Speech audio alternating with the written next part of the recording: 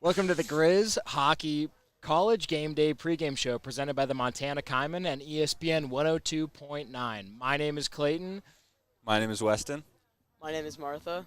My name is Marty. Sweet. And we are previewing our matchup between our cross-state rivals, Boise State. Oh, yeah. Might not be a rivalry considering what happened last night. The Griz came out over a 4-3 win over Boise State yesterday at the Glacier ice rink. We're going for a back-to-back doubleheader tonight. Wow. Yep. Very excited. Yeah, might be first back-to-back win, I think, for the Griz. Griz hockey. Snapped a tough 5-game losing streak last night. Yeah. Should we – I mean, we were the only two here yesterday. What was your score prediction? My score was 1. Zip. Prediction was 1-0. Did not happen. Yeah. No. What was yours? Doesn't matter. Oh? I mean, I predicted a Grizz win, and that's what matters. Uh-huh. We scored more than one. So, That's true. Yeah. You and I both stuck around for the game. Mm-hmm. So I think we should open up. How do you think the game went? I mean, I was only able to stay till end of the second-ish. I heard it kind of fell apart a little in the end there. But, before that, I think we talked about it beforehand. It really came down to the special teams, There was plenty of penalties. I was actually in the between the boxes when they were in there for roughing, I think. Apparently the two knew each other, so that's fun from back in Bellingham. But really a tale of two special teams, You know what they say, special teams, special players. And it really just came to who was able to capitalize on the special teams. Absolutely. Yeah. Eitan Gralnik, hat trick. Who? Doesn't happen every day. Yeah. Yeah, that's good. I think it was 2 goals in the first period and 1 in the second period, I believe. I could be wrong. Yeah, I know he missed his first one because we were out here picking up. But Yeah, Gralnik had a absolute stunner of a game. 3 goals. I mean, that was the difference maker for the Griz. Martha, what do you think the Griz have to do tonight going forward into this next game? We've already played them once. I think there's a weird thing in hockey. It's kind of a baseball thing where it's like you learn your opponent after you play them once. Mm-hmm. What do you think Montana has to do to come home with the win tonight? I wasn't here for the last game. I was at my a game of my own. But just from looking at past games, the five-game losing streak, I think, and from our win yesterday, I really do think that we just have to stick together. I've kind of noticed some sloppiness on the ice, a little bit of, hesitation, a little bit of just, uncertainty. If we can just, wrap that up and, stick together. I'm assuming we did yesterday. I didn't get to watch it, but that's what I assume we did to get a good win. I think we got in the bag, honestly, double down. I think we got that. So. Yeah. We talked about that yesterday about the chemistry, the chemistry of the team playing a huge factor. And, to me, it looked like on the ice the guys knew where each other were going to be. It was it was a fluid game through the first 3 periods. Obviously, it got close in the third period. Boise State scored a couple goals. You could call it garbage time if you want to be picky, but I completely agree. You said it yesterday that it's going to be the linesmen that are holding each other together and the line pairs. So tonight, how do you think they build on that chemistry in the line pair? Tonight especially, let me join you over here. But, I touched on it, I think, a little yesterday. Playing the same team again, I wanted them to tease me with the chippiness last night, right? And I was teased. I was teased. You were teased. I was teased just enough for my liking. Tonight, I think they're not going to be teasing me. They're going to be making jokes, So tonight I'm expecting to see more chippiness, maybe a couple brawls here and there. That's one thing about playing the same team again over is that, you recognize the people from last night and you got some scores to settle. Right. So I think today, in order to really stay together and build chemistry as a team, it's going to be sticking up for your teammates in the scrums, sticking up for your goalies, sticking up for your line mates, stuff like that. That's how you build the chemistry. Yeah, that was one thing I noticed that built through the game was the chippiness of the game because it started and it was relatively it seemed like kind of a nonchalant matchup. And then the game went on. It got into the second period. Guys started putting each other into the banisters. And by the third period, there was like very, very near brawls. Like tonight, it wouldn't surprise me if we saw like a total line brawl of just like guys clearing benches and like getting after it, because the game got really chippy in the third period last night. And I mean, to me, I think that favors the Griz probably, considering that Boise State is the higher scoring team coming into this game, or just on average on goals per regulation. But yeah, I mean, to you guys, when your team is fighting for something that's a little bit bigger than the game, do you get extra motivation from that, knowing that like your teammates are out there and like it's not just playing hockey? It's kind of like it's closer to life. I don't want to say life and death. Exactly. It's a pride issue. Yeah. I think for sure. I mean, I think the first period today, it'll just be testing the waters. You know, seeing do they want it? Are they still here to compete? And if they are, which they probably will be, second and third period is where we're really going to see, you know, emotions rise and tension come out, in my opinion. Absolutely. 100%. You got any comment on this? We got a sweet board battle tonight, and I agree with you guys. It's going to be very, very chippy. At the end of the game, people started fighting a little bit. Didn't really turn into it. But, yeah, there will be fights tonight for sure. And I agree with you. It will play with the Griz. We're at a home game. Fans are going to get excited for it. We're going to get loud. Yeah, totally agree. Oh, yeah. Yeah, I think last night was the first game in the last 4 games the Griz have played that they have not given up 3+ goals in the first period. And that's been a huge issue for Montana so far, is they've given up 3+ goals every single game this season. They've only scored 3 goals in 3 games this season, including last night. So, to me, the defense is a massive issue. The offense is clearly an issue, too, considering they've only scored 3 goals in 3 games. But I think last night we got a little bit of promise, considering if you don't let yourself get out behind a team, that you can come back and you can have a chance. Because, I mean, you guys all know, we've all played competitive sports. Once you get a certain amount behind, it's almost like, all right, we're kind of playing for, like, chips at this point. Yeah. You know, there's only so much you can do. You're not really playing to win. You're playing to, like, keep it competitive. Yeah. And that's an awful feeling to have. 3-5 coming into this game. 4-5 to me sounds a lot better than 3-5. Yeah. If this team can get to 500 going into next game, or going into 2 games from now, it's going to be a totally different landscape for the rest of the season, in my opinion. Yeah. Because if you're going into the back half of the season with a losing record, I mean, you're kind of battling to not lose, to me almost, which, I mean, you guys can have a point on this, but I think there's a value to the emotion of not losing, but also you want to win. Yeah. You go out there every Yeah. single game, you want to win. And I think, I mean, you touched on it, you know, just trying to keep the game competitive. And I think that's why they choose captains, right? That's why they choose assistant captains. And that's where those people really step into their roles and earn their keep, you know. They were chosen as captains for a reason. The coach expects them to motivate the team, and players are going to be looking for the captains. So, you know, if the Griz are behind, or if Boise's behind, you know, those players are going to be looking to the captains. And, yeah, so look to the captains.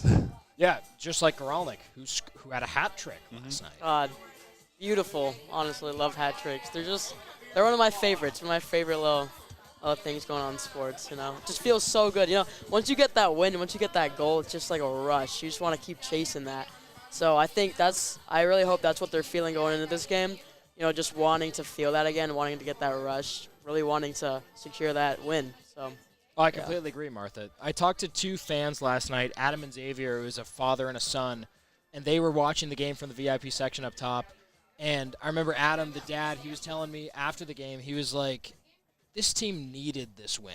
I mean, they were coming in riding a 5-game losing streak, and it's like sometimes, at least in my opinion, as a team, you feel like you are just meant to lose.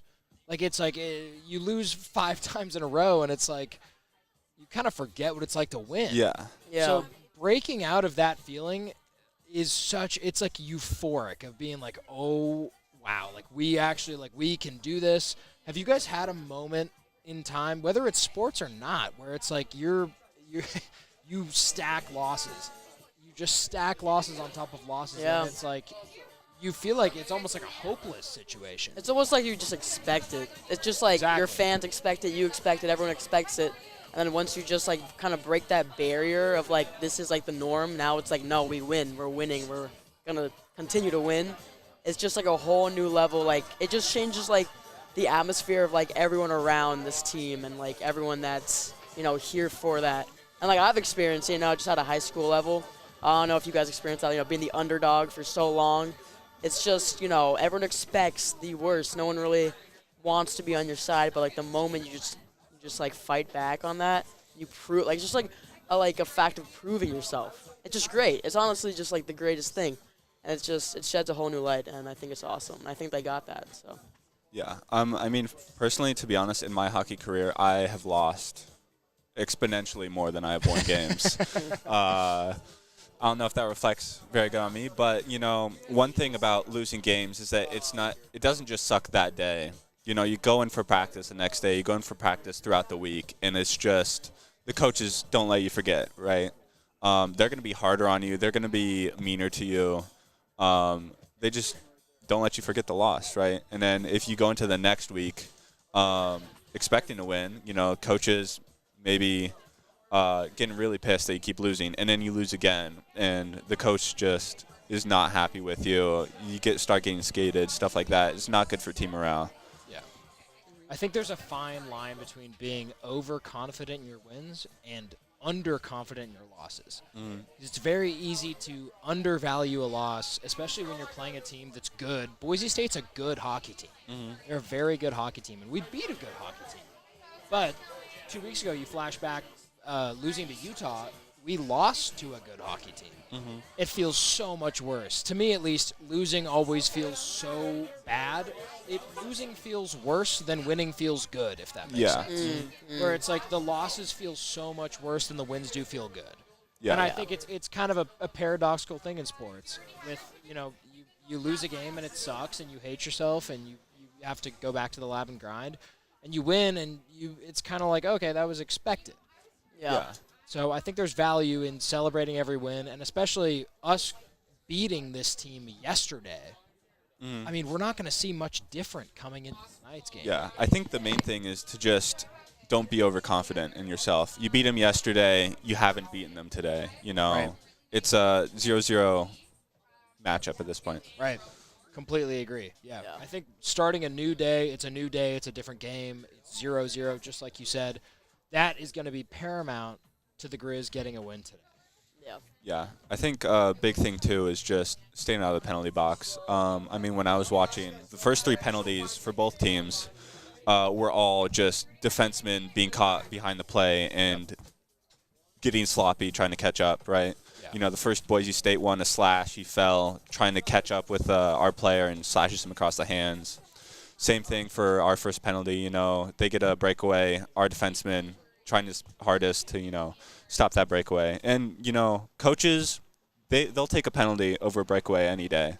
But we just got to stay out of the box. Our second penalty, too, defenseman gets caught behind his guy a little bit, turned around, and just ends up knocking him over when he shouldn't and draws a penalty. But, those things happen, and I think it's key for the defense to, stay ahead of the play, keep out of the box today. Yeah, there was a moment in the third period, I think, where we had it was a 5-on-3 in favor of Boise. Oh. And it was due to dumb penalties, just like you're talking about. And the Griz managed miraculously to avoid conceding a goal. But that's the type of thing where it's like you're already in a bad spot. Yeah. You can't avoid to give up any more than you've already given up.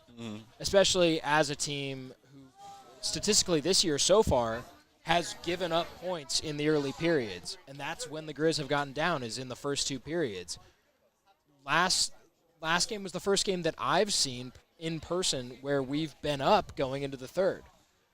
And still we have that issue where it's like we almost gave it away. Yeah. I mean, Boise State, they had drive. The Griz made mistakes. And I don't know, when you guys think about it, do you think how much of that is on coaching versus how much of it is on just player decisions. Because I think a lot is said about coaching and like smart coaching decisions, but sports like hockey and soccer where it's constant and there's no break in play, I think so much lies on the player and the player's ability to not get frustrated and flustered and make bad decisions. Yeah. That's one of the things about hockey is the coach really has no – once the game starts, he doesn't have much say in how the game goes other than maybe like writing up a quick play in end of the third, right? But, I mean, the coach is always going to be like, you know, we got to put the game away, hammer it home, you know, just keep on them. So it really comes down to the players and then, again, the captains. You know, captains have got to keep their players accountable, and their line mates. The line mates have to keep the players accountable as well. And it's easy. You know, I've fallen for the same thing too. Getting lackadaisical when you're up by a ton, and you just can't do that. It's a mental game at that point. You know, half the game is mental, especially in hockey. I would say actually a lot more of the game is mental. Just so much is happening so quickly, and you just got to stay on top of it. And, you know, it happens sometimes, but you got to – the whole – point is to minimize those accidents. Absolutely. You have anything to add on this? No, I agree with you guys. I think it's on the players and the captains to make their name out there. And I agree, the coaches are just going to put you in the right spot, put the right players out there. But, yeah, it's up to the players to put this one end this game up right. Yeah. Honestly, I totally agree. You know, I do think it is about the players, but just coming from, like, my own experience, you know, coaches, I think they do, you know, they're coaches for a reason. You know, they tell the players what to do. You know, I always want to, you know, please and impress my coaches. So when they tell me something that's not working, and I know it's not working, and they don't know it's not working, that, you know, pisses me off a little bit because I'm, like, they yell at me that I'm doing it wrong, and I'm like, I'm doing it wrong because it's not working. You know, that might, you know, go into it somehow, but, yeah, it's frustrating out there when it's just, like, just not everyone's kind of, like, expecting the same things from each other and all that. Like, and like, teammates, too, you know? You don't – sometimes we're on, like, two different wavelengths, and you don't, like, realize, and that just creates bad plays, bad moves, and losses, you know? So. Absolutely. Yeah, I think you make a great point, and it's like there can be it's the same thing that we talked about with referees a couple weeks ago, where it's very easy to look back on a game with 20/20 vision and say, oh, the refs cost us that game. Oh, coach cost us that game. He called the wrong play, whatever it is. At the end of the day, I mean, it comes down to the players. Whether they want to admit it or not, like the players are the ones playing the game. They're the ones that are responsible for the outcome of the game 99.9% of the time. Obviously, you have the occasional situation where somebody gets screwed and it's a ref or a coach that's at fault. But most of the time, it's on the players. And, I mean, I think you guys will agree. Last night was the first time that I've saw the Griz put together a solid, 60 minutes of hockey where they did not look bad for 60 minutes. The first couple games that we've seen, that we've covered, the first two periods were bad. We would get down 2-0, 3-0, and it was like, oh, well, the best we can do is tie this game going into the third. That's an awful position to be in. Yeah. When you're, like, begging for a tie. Begging for a tie is the worst spot you can be in sports, in my opinion. Yeah. And I think the big thing is, the game is 60 minutes, but then there's so many hours in the weeks prior to the game of preparation that goes into that single 60 minutes, know. So if you're, like, eating right, if you're practicing hard, practice doesn't make perfect. Perfect practice makes perfect. So if you're being lazy in practice, if you're, not going to say that, but if you're not doing well in school, not paying attention in school, the mental's not good, then that all kind of culminates in the final 60 minutes at the end of the week in the game. Yeah, and I think it makes it extra easy on people like us who are sitting here at a desk talking about the game to be like, to blame one guy or another, but because we don't see the behind-the-scenes stuff. We have no idea what's going on other than the 60 minutes that these guys are skating and they're putting pucks on net. We have no idea what's going on. Yeah. So, and it's not a fault to us. That's just the nature of the game. So it's on the players at the end of the day to put their best 60 minutes on ice during the week to be those 60 minutes that you play on Friday or Saturday. In front of the home crowd. Yeah. Exactly. Oh yeah, Exactly. Completely agree. a lot of pressure there. So, yeah. Yeah, not to mention the home crowd was rocking last night. Oh, was it? Absolutely. Oh, dang. rocked. Now I kind of feel bad for missing it. But, It was you know. it was shockingly impressive. Wow. We've got these snazzy, Oh, yeah. Oh, let's show snazzy 'em. pink wristbands on. Hold up. chicksandchaps.org. So yesterday and today we are our 50-50 raffle tonight. We have a 50-50 raffle, and we have buckets that are filled with various goodies from other companies that we are raising money for cancer research. There's a local family, the Geigel family, who lost a child to cancer recently, and all of the money for the proceeds from that are going to the family. So that's been cool. Yeah. I think we're wearing pink jerseys tonight. Yeah, and Ooh. all Griz players have the Geigel name on the back of their Yes, jersey exactly. too. Yeah, the nameplate reads Geigel. I love that. I didn't know that. That's awesome. Yeah, it's super cool. I So like There's that an one. auction for some jerseys tonight as well. I think the money goes to some breast cancer awareness money. So chip is that in for the- online? I believe it's online and at the stadium. So check in on that. Hopefully that money will go to some good causes. Oh yeah. Sounds lit. Yeah, October being Breast Cancer Awareness Month, I think it's a spectacular time to shine light on an issue that affects so many families every single year. And I'm pretty stoked that Montana's making the effort to make it known. That's why we have these silly little pink yeah. Go pink. pool noodles. Oh yeah. Freak yeah. So Oh yeah, shoot. whatever you guys can do, whether it's through Montana or not, I mean, show support, donate, whatever you can do. Going to a good cause. It's going to a very, very good cause. Yep. We are going to cut to a quick break before we get back to you. We're going to be on a break for about 3 or 4 minutes, and then we will get back and we will preview what's going on other sports on campus, and then we are going to give our game predictions for tonight against Boise State. Awesome. Can't wait to do that.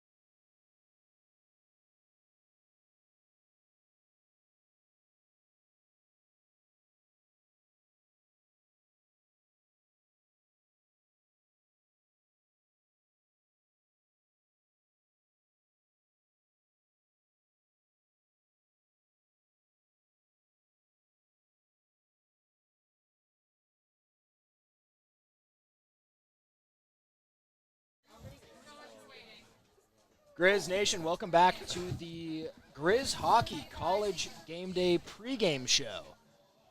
Little reminder, we are playing Boise State tonight, the second of our doubleheader, back-to-back nights. Last night, we beat Boise State 4-3. Tonight, hopefully we'll beat them something to something. Yeah. Before we get into our score predictions, let's have a little chat about what's going on in the rest of campus. Oh, yeah. Football today, playing Sacred Heart for the first time in campus history. Smoked. Oh, Smoked. Shocked. absolutely. Shocker. Didn't even just say at the game. I think I left before halftime. I already knew. Yep. I already know. Yeah. So. And you know what, Martha? I do not blame you. Ayat had 350 yards passing by the end of the game. Oh, yeah. Surprisingly, Gilman only had 60 yards on the game. Rushing, granted. He only had 60 yards rushing. Taking it slow. The Griz dominated the game. It was, I believe, it was a double-digit lead going into halftime. Sacred Heart came out of the second half like they were going to start trying to do something. Didn't end up happening. And it was just, they piled on the points. The fourth quarter, Sacred Heart scored 7.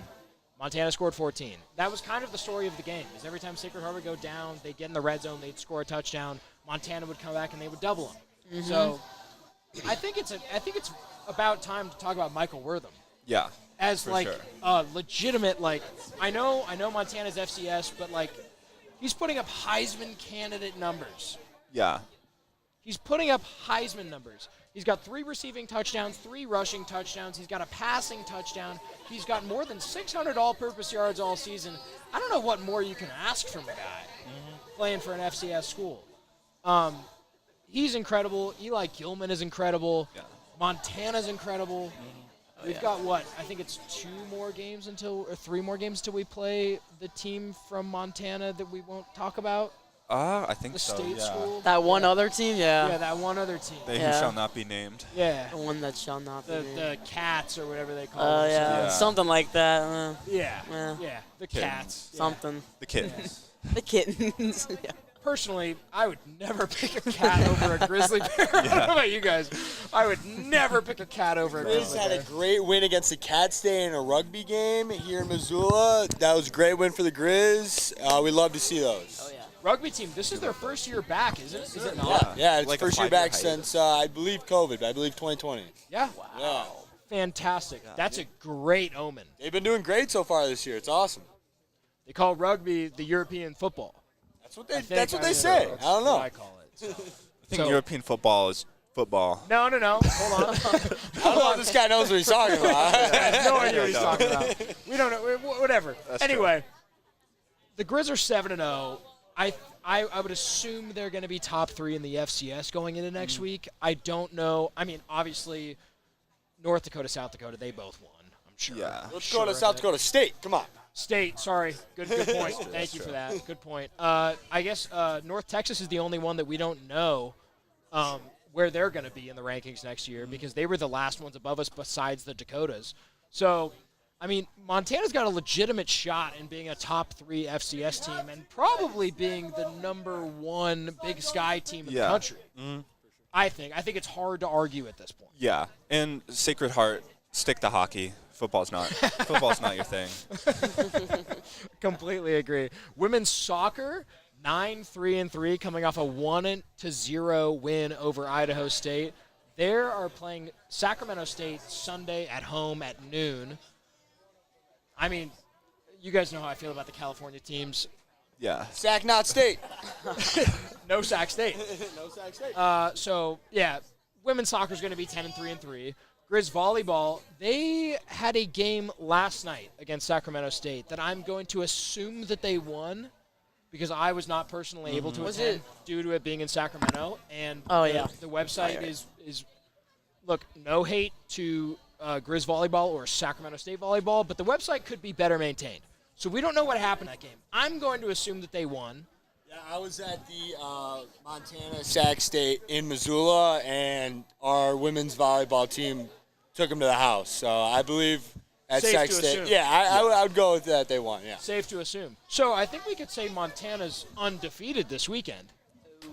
And hockey's 1-0. We win tonight. Montana's doing really nice. Yeah. Montana's doing really nice. Happy to see it. We have 7 minutes until puck drop. Shall we do a little bit of score prediction tonight? I'm feeling it. Absolutely. Who's kicking us off? Let's go. You know anything? Me? All right, let me think about this. Not too long, though. All right, from the score yesterday was 3-4? 4-3? 4-3. I'm going to stick with Montana gets 4. It's going to be 4-2. Keeping it like that. I think our defense is going to come out strong today. That's my prediction. Yeah. I mean, both teams know each other at this point. I think they might be focused on a little more than the puck tonight. You know, I'd be getting distracted out there too. But probably, I'm going to say 3-2 Montana. You know, still pull it off, but just lower score. That was my second choice. Yeah, 4-3 last night. That was the best Montana's offense and defense has looked all year, probably, at least the games that I've watched. I don't know that the offense will be able to live up to what they did last night. The Gorelnik hat trick was pretty sensational. I don't think you can expect that 2 games in a row, especially back-to-back days. I'm going to say the final score tonight is going to be 2-1 Montana. I think Wow. Eitan Gorelnik scores 1. I don't know who the other one goes to. Maybe Piz Nasty. He's got a shot. He's got a shot. Piz Nasty. I love the nickname. Yeah. Piz Nasty's got a shot at it. But at the end of the day, I think it's going to come down to limiting penalties, not getting on the power play, and then when we are on the power play, not letting the other team get shorthanded opportunities to get shots on goal. Yeah. Because that was a huge thing yesterday is Boise State got opportunities shorthanded where they looked good, they looked fast, and they looked strong. And if we can limit their opportunities shorthanded and on the power play, I think Montana's in a really, really good spot to win this game handily. One thing I want to see out of the Griz offense today is just drive the net. You know, drive the net and be physical. I was seeing plays the other day where we were just walking down their throats. You know, they were not playing body. They were not being physical at all, and we could just go right up to the net. And, you know, I think Montana should press them on that today. You know, make them hit you. Make them make mistakes. And if you're pressuring them, if you're being in their face, you know, I think they're going to back down. I don't think their D has it in them. Worth noting, too, Boise State, they made it a point to have guys in front of goal when they were on the attack. I didn't see that as much for the Griz. I think we have to get annoying. We have to annoy Boise State if we want to win this game. It's not going to be an offensive shootout, in my opinion. I think it's going to come down to the nitty-gritty. It's going to come down to getting elbows in there. I wouldn't be shocked if we saw a legitimate fight tonight. Yeah. Based off of how chippy last game was, especially into the later periods. So I completely agree. I think it's going to be a matter of like limiting how much mentally that affects you going into the later periods. I think it comes down to, do they want it? You know, to stand in front of the net and just take a beating from the D-man and from the goalie too, if you're close enough, it takes a lot. And you got to want it, and you got to just stand there and take it. And will the Griz stand there and take it? Yeah. Absolutely. Do you have any? I mean, we Yeah. missed you on predictions. Tonight I got number 21, Etienne Gorelnik, getting 1 goal and 1 assist. I got Johnny Baird, number 19, getting 1 goal and 2 assists tonight with the win by the Griz, 5-3. Let's go, Griz.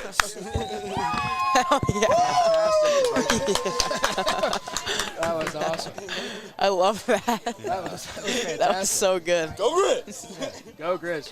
Sweet. Well, thank you guys for tuning in to 102.9 FM ESPN Missoula. And if you're watching on YouTube, thank you for watching on YouTube. Please subscribe, comment, something like that. Like the Yep. We're going to throw it up to our play-by-play announcer, Jeff Safford, for the game that's going to continue on ESPN Plus. So if you're watching on YouTube, throw it over to ESPN Plus. If you're watching on radio, you can stay on radio, and you will get the audio play-by-play from Jeff coming up in the next 2.5 minutes. Thank you guys so much for Awesome. watching. Thank you guys for Shout being out here. Mom and Dad. Yeah, Mom and Dad, thank you guys for watching. Thank you. Appreciate you. I need a haircut, so. Yeah. Thank you guys. Thank you. Let's go.